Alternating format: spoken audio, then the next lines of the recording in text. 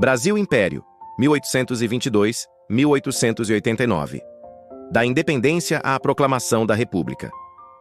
O período imperial do Brasil, que se estendeu de 1822 a 1889, corresponde a uma fase fundamental da história nacional. Nessa época, o país consolidou sua independência, estruturou instituições políticas próprias, enfrentou crises internas e externas, passou por transformações sociais e construiu uma identidade nacional. Dividido tradicionalmente em 3 fases: primeiro reinado, período regencial e segundo reinado. O Império Brasileiro foi uma monarquia constitucional e centralizada, em contraste com a fragmentação republicana que se espalhava pela América Latina. O primeiro reinado, 1822-1831. A independência do Brasil.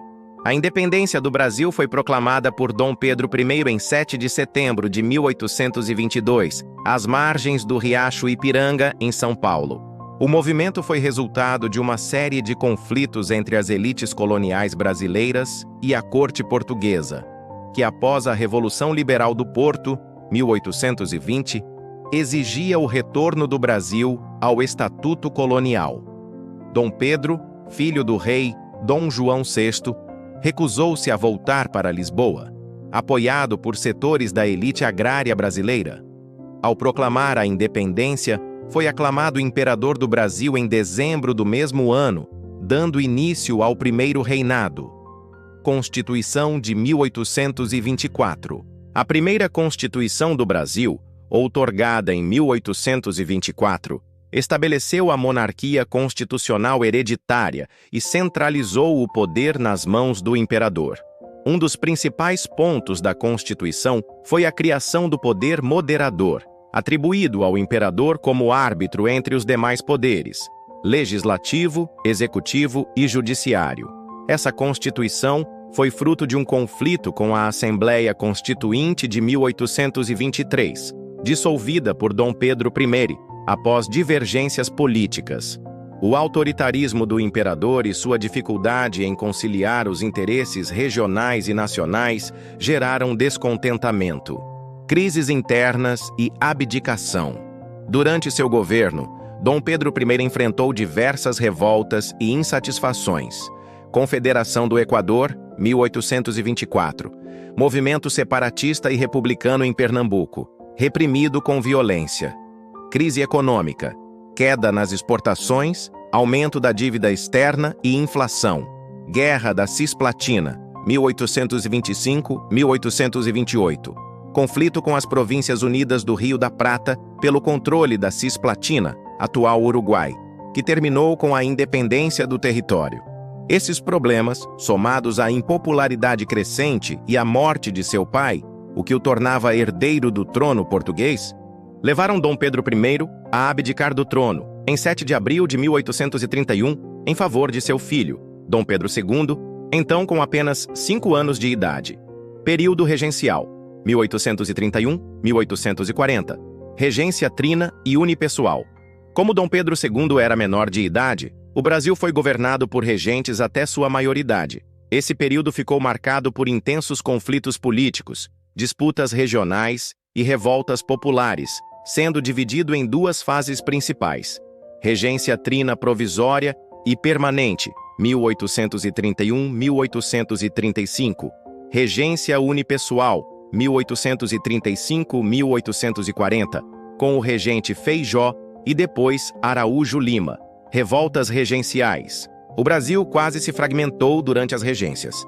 Várias províncias se levantaram contra o governo central. Cabanagem, Pará, 1835-1840. Revolta popular com forte participação indígena e ribeirinha. Farroupilha, Rio Grande do Sul, 1835-1845. Revolução de elite que chegou a fundar a República Rio-Grandense. Balaiada, Maranhão, 1838-1841. Movimento social de vaqueiros e trabalhadores pobres. Sabinada, Bahia, 1837-1838. E Revolta dos Malês, 1835. Com participação de escravizados e libertos muçulmanos. Esses conflitos demonstravam a fragilidade da unidade nacional e a dificuldade de manter o país coeso sem uma figura central forte. A maioridade de Dom Pedro II. Para conter o caos, antecipou-se a maioridade de Dom Pedro II em 1840, aos 14 anos. A medida, chamada de golpe da maioridade, foi apoiada por setores conservadores e liberais que viam no jovem imperador a esperança de estabilidade. Assim começou o Segundo Reinado, uma das fases mais longas e estáveis da história brasileira. Segundo Reinado, 1840-1889. Consolidação do poder imperial. Dom Pedro II demonstrou habilidade política e conciliatória, mediando conflitos entre conservadores e liberais por meio do uso do poder moderador. Criou-se a prática da política do café com leite, alternância de partidos no poder com o aval do imperador. Essa estabilidade, no entanto, era mais aparente do que real, pois sustentava-se na exclusão popular do sistema político, voto censitário, e na manutenção da escravidão, base da economia nacional. Economia: do açúcar ao café. Durante o Segundo Reinado, a economia brasileira passou por profundas transformações. Declínio do açúcar e de outros produtos tradicionais. Ascensão do café como principal produto de exportação, especialmente nas províncias do Rio de Janeiro, São Paulo e Minas Gerais. Construção de estradas de ferro, como a de Pedro II, 1854, e modernização de portos e cidades. A elite cafeeira se tornou a principal força econômica e política do país, influenciando diretamente os rumos do império. Escravidão e mão de obra. A escravidão foi a base do modelo agrário exportador brasileiro. No entanto, crescia, tanto interna quanto externamente, a pressão pelo seu fim. Lei Eusébio de Queiroz, 1850, proíbe o tráfico negreiro transatlântico. Lei do Ventre Livre, 1871, liberta os filhos de mulheres escravizadas nascidos a partir da promulgação. Lei dos Sexagenários, 1885, liberta escravizados com mais de 60 anos. Lei Áurea, 1888, assinada pela princesa Isabel, extingue oficialmente a escravidão no Brasil. O fim da escravidão, porém, não foi acompanhado de políticas de inserção social, deixando milhões de libertos em situação de extrema vulnerabilidade. Política externa e guerras. Durante o Segundo Reinado, o Brasil também esteve envolvido em importantes conflitos internacionais. Guerra contra Oribe e Rosas, 1851-1852.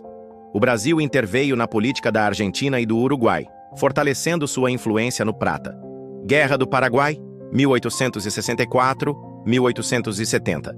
Maior conflito armado da América do Sul, envolvendo Brasil, Argentina e Uruguai contra o Paraguai, liderado por Solano Lopes.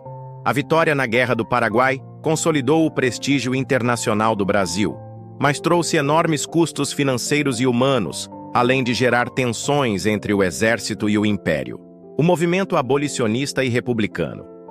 Na década de 1880, o Brasil vivia uma efervescência de ideias. O movimento abolicionista ganhava força com o apoio de intelectuais, jornalistas, artistas e setores da classe média urbana. O movimento republicano crescia entre a elite cafeeira e o exército, que se sentiam desprestigiados pelo regime monárquico. A monarquia parecia cada vez mais isolada. Perdeu o apoio dos escravocratas com a abolição e do exército após a Guerra do Paraguai. A igreja também se afastou, após conflitos envolvendo o direito de nomeação de bispos, questão religiosa. A Proclamação da República, 1889. Em 15 de novembro de 1889, liderado pelo Marechal Deodoro da Fonseca, o exército proclamou a República e depois Dom Pedro II, que partiu para o exílio com sua família. A proclamação da República ocorreu sem derramamento de sangue e teve pouco apoio popular direto. Foi resultado de um movimento civil-militar que refletia a crise final da monarquia diante das novas forças sociais e políticas do país. Legado do Brasil Império. O Brasil Império deixou um legado complexo e contraditório. Aspectos positivos. Manteve a unidade territorial, enquanto muitos países vizinhos fragmentaram-se. Estabeleceu instituições políticas estáveis, como um parlamento e uma constituição duradoura. Incentivou modernizações econômicas, como ferrovias, telégrafo, bancos e imprensa. Aspectos negativos: manteve a escravidão por mais tempo que outros países das Américas. Excluiu a maioria da população do processo político. Centralizou o poder em uma elite agrária e conservadora. O império, apesar de sua estabilidade formal, foi um regime marcado pela profunda desigualdade social, pelo autoritarismo e pela exclusão popular. Seu fim abriu caminho para novas formas de organização política, mas os desafios estruturais, desigualdade, racismo, concentração de poder, permaneceram no período republicano. O período imperial brasileiro representou um momento singular na história da América Latina, ao manter uma monarquia em meio a uma onda de repúblicas. Marcado por conflitos internos e externos, reformas parciais e avanços pontuais, o Brasil Império foi um tempo de construção do Estado Nacional, de afirmação da unidade territorial e de grandes transformações sociais. A transição do Brasil da condição de colônia à de Estado independente, passando pela monarquia constitucional, moldou as bases de sua identidade política e cultural. Ainda hoje, os debates sobre a monarquia, o papel de Dom Pedro II, a escravidão e a estrutura social do período permanecem vivos, influenciando interpretações históricas e discussões contemporâneas sobre o Brasil. Se gostou do vídeo, curta, comente e compartilhe e se inscreva no canal.